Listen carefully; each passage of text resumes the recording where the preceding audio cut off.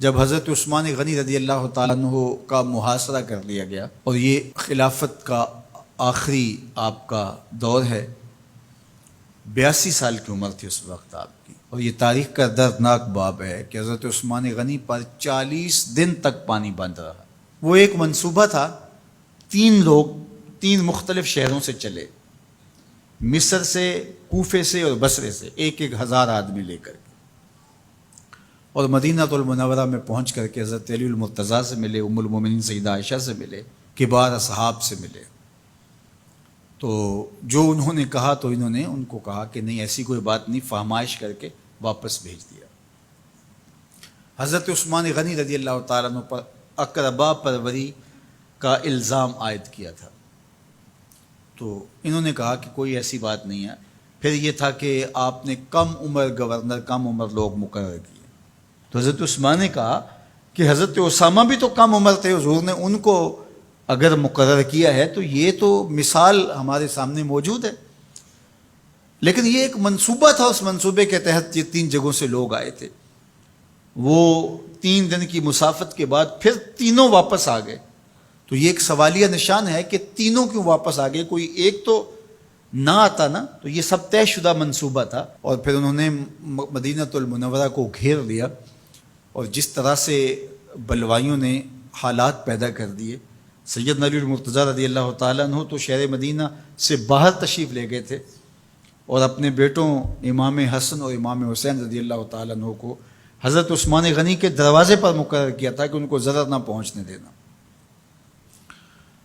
اب 700 صحابہ اجازت طلب کر رہے ہیں کہ آپ ان بلوائیوں سے نپٹنے کا میں جو ہے وہ اجازت نامہ مرحمت کریں، اور بہت سارے لوگ تو حج پہ جا چکے ہیں۔ 18 ذی الحج کا واقعہ ہے جب آپ کی شہادت ہوتی ہے، تو وہ حج پہ جا چکے ہیں، تو جو یہاں موجود ہیں وہ اجازت طلب کر رہے ہیں، لیکن حضرت عثمان غنی رضی اللہ تعالیٰ عنہ نے کہا کہ نہیں، میں ایسی اجازت نہیں دوں گا۔ رسول اللہ صلی اللہ علیہ وسلم کا حرم شہر مدینہ لوگوں کے خون سے لالازار ہو، یہ میں اس کو گوارا نہیں کرتا۔ افواج موجود ہیں، اور دنیا کی تاریخ میں آپ کو ایسا نہیں ملے گا کہ اتنی بڑی حکومت کسی کے پاس ہو اور وہ خود گھیر لیا جائے، اس کا پانی بھی بند ہو جائے، اور وہ حکم دے کہ نہیں، میرے لیے آپ ایک قطرہ بھی خون نہیں بہائیں گے۔ بلکہ آپ کے غلاموں نے جب تلواریں اٹھا لی تو آپ نے فرمایا کہ میرا حکم ہے کہ تم تلواریں نیچے رکھو، بلکہ میں تمہیں یہ آفر دیتا ہوں کہ جو غلام لڑے گا نہیں اور یہ میرے سے عہد کرتا ہے وہ آزاد ہے۔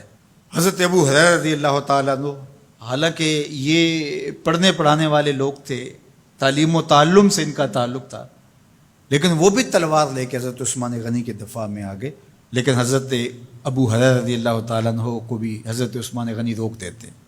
مالک بن اشتر کہنے لگا کہ ہم آپ کی دستبرداری کے خواہاں ہیں، آپ خلافت سے دستبرداری اختیار کر لیجئے۔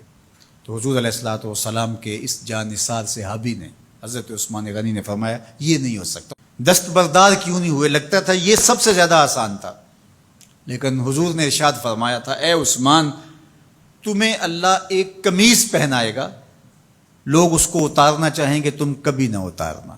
تو اس سے مراد خلافت کی قمیض ہے، اور ان کی شہادت کی خبر بھی اللہ کے محبوب علیہ السلام نے دی تھی، اور اگر آپ دستبردار ہو جاتے تو یہ ایک کھلونا بن جاتا، بازیچہ بن جاتی خلافت۔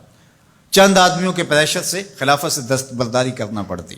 اچھا، ایک یہ سوال بھی پیدا ہوتا ہے، چند باغی تھے، ان کو کس طرح کچل دیا جاتا؟ لیکن حضرت عثمان غنی یہ نہیں چاہتے تھے۔ ایک تو یہ کہ مدینے کی حرمت پامال نہ ہو، اور دوسرا پورے عالم اسلام کو آگ لگانے کا جو منصوبہ تھا، 3 مختلف شہروں سے 1,000 آدمی لایا گیا ایک منصوبے کے تحت، اور انہیں لاشیں چاہیے تھیں، اور جو ان کے پیچھے کام کر رہے تھے نادیدہ ہاتھ، ان کا منصوبہ یہ تھا کہ یہاں سے مختلف سمتوں میں، یہ تینوں شہر مختلف سمتوں میں تھے، تینوں سمتوں میں جب لاشیں جائیں گی تو پورے عالم اسلام کو ہم جو ہے وہ خانہ جنگی کی آگ میں دھکیل سکیں گے۔ تو حضرت عثمان غنی ان سازشوں سے آگاہ تھے، تو سب سے اہون اور آسان یہ تھا کہ قربانی پیش کر دی جائے، اور پھر انہوں نے سن بھی رکھا تھا کہ 2 شہید ہیں، شہید تو انہوں نے بہرحال ہونا ہے، تو لہٰذا میں خلافت سے دستبردار بھی نہیں ہوں گا، اور شہر مدینہ کی حرمت بھی پامال نہیں ہونے دوں گا۔ اور تیسری بات یہ ہے کہ میں خود مظلوم شہید کر دیا جاؤں، تو وہ آپ نے یہ گوارا کر لیا۔ تو 18 ذوالحج تھا، جمعے کا ہی دن تھا، اور حضرت عثمان غنی رضی اللہ تعالیٰ عنہ روزے سے تھے، عصر کا وقت تھا، قرآن مجید کی تلاوت کر رہے تھے۔ حضرت امام حسن، امام حسین اور حضرت عبداللہ بن زبیر اور دیگر لوگ آپ کے دروازے پہ پہرا دے رہے تھے، لیکن باغی پچھلے گھر سے دیوار پھلانگ کے آپ کے گھر میں داخل ہوئے اور تلوار سے وار کیا۔ آپ کی زوجہ حضرت نائلہ آگے بڑھی اور ہاتھ سے روکنا چاہا، آپ کی انگلیاں کٹ گئیں۔ پھر دوسرا وار کیا تو حضرت عثمان غنی رضی اللہ تعالیٰ عنہ کا دایاں ہاتھ کٹ کے گر گیا۔ حضرت عثمان غنی رضی اللہ تعالیٰ عنہ نے افسوس کیا اور کہا کہ تم نے وہ ہاتھ کاٹ دیا جس سے میں وحی کی کتابت کیا کرتا تھا۔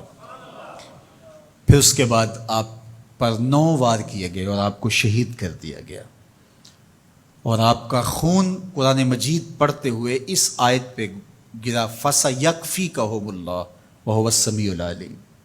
تو حضرت عثمان غنی رضی اللہ تعالیٰ عنہ مظلوم شہید کیے گئے، بھوکے اور پیاسے شہید کیے گئے، ظلماً شہید کیے گئے۔ حضرت عبداللہ بن عمر رضی اللہ تعالیٰ عنہ فرماتے ہیں کہ حضور فتنوں کا ذکر کر رہے تھے کہ فتنے ہوں گے، بہت بڑے فتنے ہوں گے۔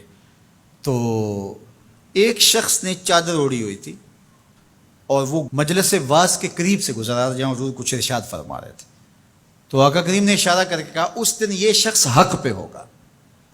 عبداللہ بن عمر کہتے ہیں کہ میں اٹھا اور جا کے دیکھا تو وہ حضرت عثمان تھے۔ تو میں نے حضرت عثمان کے چہرے کو پکڑ کے تھوڑا سا حضور کی جانب کیا اور میں نے کہا حاذا، حضور یہ؟ اللہ کے محبوب فرمایا ہاں یہی، جب فتنے ہوں گے تو فرمایا یہ حق پہ ہوگا۔ تو حضرت عثمان غنی رضی اللہ تعالیٰ عنہ حق کی راہوں کے مسافر، جنہیں حضور کی زبان سے شہید کہا گیا، اور شہید کسی کا انجام ہوتا ہے، تو حضور نے فرمایا یہ شہید ہوگا۔ شہید وہی ہوتا ہے جو بحالت ایمان اس دنیا سے راہ خدا میں اپنی جان قربان کرے۔ فرمایا فَإِنَّمَا عَلَيْكَ نَبِيٌّ وَصِدِّيقٌ وَشَهِيدَانِ، اے پہاڑ رک جا، تو جانتا نہیں تیرے اوپر اللہ کا ایک نبی ہے، ایک صدیق ہے اور 2 شہید ہیں۔ تو حضرت عثمان غنی رضی اللہ تعالیٰ عنہ عظمتوں کے مینار، اللہ اکبر۔ تو یہ حضرت عثمان غنی رضی اللہ تعالیٰ عنہ کا یہ کارنامہ تھا کہ آپ نے اپنی جان پیش کر کے امت کو جو ہے وہ فتنوں سے محفوظ کر لیا اور امت کو بچا لیا۔ حضرت عثمان غنی رضی اللہ تعالیٰ عنہ پہ کروڑوں رحمتیں، کروڑوں سلام۔ ہم آپ کی عظمت کو سلام پیش کرتے ہیں، عقیدتوں کا خراج پیش کرتے ہیں۔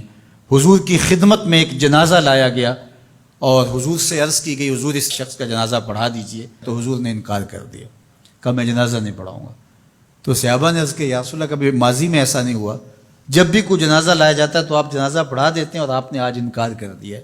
تو فرمایا یہ شخص میرے عثمان سے بغض رکھتا تھا اور اس کو اللہ نے بھی اپنی رحمتوں سے محروم کر دیا ہے۔ حضور نے اس شخص کا جنازہ نہیں پڑھایا جو مبغض عثمان غنی رضی اللہ تعالی عنہ۔ تو اب آپ اندازہ کیجئے وہ کتنا بدبخت شخص ہے جو حضرت عثمان سے بغض اور دشمنی رکھتا ہے۔ حضرت عثمان غنی رضی اللہ تعالی عنہ سے اللہ کے محبوب علیہ السلام نے کتنی خوبصورت ارشاد فرمائی، میں اس سے حیا کیوں نہ کروں جس سے اللہ کے فرشتے بھی حیا کرتے ہیں۔ یعنی عثمان غنی وہ ہیں جس سے اللہ کے فرشتے بھی حیا کرتے ہیں، اور جو عثمان غنی کا حیا نہیں کرتا اس سے بڑا بے حیا کون ہو سکتا ہے۔ حاکم نے مستدرک کے اندر روایت ذکر کی ہے کہ بہت سارے صحابہ حضور کی بہت ساری خوبیوں کے مظہر تھے، اور سب سے زیادہ حضور کے خلق کے مشابہ حضرت عثمان غنی رضی اللہ تعالیٰ، اور خلق میں سب سے اونچا درجہ حیا کا ہوتا ہے۔ تو حضرت عثمان غنی رضی اللہ تعالیٰ عنہ حیا کے اس مقام پہ فائز المرام تھے جو انہی کا مقصوم تھا۔ اللہ ہمیں حضور کے اہل بیت، حضور کے اصحاب، بلکہ حضور کے در کی مٹی کی تعظیم بھی نصیب کرے۔ اقبال نے کہا تھا خاک طیبہ از دو عالم خوش ترست، آن خنک شہرے کے آنجا دل برست۔ ہمیں تو طیبہ کی مٹی بھی اچھی لگتی ہے اس لیے کہ وہاں محبوب جو رہتے ہیں۔ تو محبت تو اس چیز کی متقاضی ہوتی ہے، محبوب کی راہوں کو بھی سلامی پیش کی جائے۔ تو جو حضور علیہ السلام کے ساتھ منسوب اتنی وقی نسبتیں ہیں ان کا احترام کیوں نہیں کریں گے؟ تو حضرت عثمان غنی تو داماد رسول ہیں، حضرت عثمان غنی تو ذو النورین ہیں، حضرت عثمان غنی تو حضور علیہ الصلوۃ والسلام کے محبوب اور حضور علیہ الصلوۃ والسلام کے پیارے ہیں، ان کو جنت کی بشارت دی گئی ہے، عشرہ مبشرہ میں سے ہیں، 4 جلیل القدر خلفاء میں ان کا نام شامل ہے، اور پھر حضور کی 2 صاحبزادیاں ان کے نکاح میں آقا کریم نے ان کو شہید خود قرار دیا، اور میرے اور آپ کے آقا و مولا نے کہا آج کے بعد کوئی عمل عثمان کو نقصان نہیں دے گا، اور کہا عثمان سے میں حیا کیوں نہ کروں، اس سے اللہ کے فرشتے بھی حیا کریں۔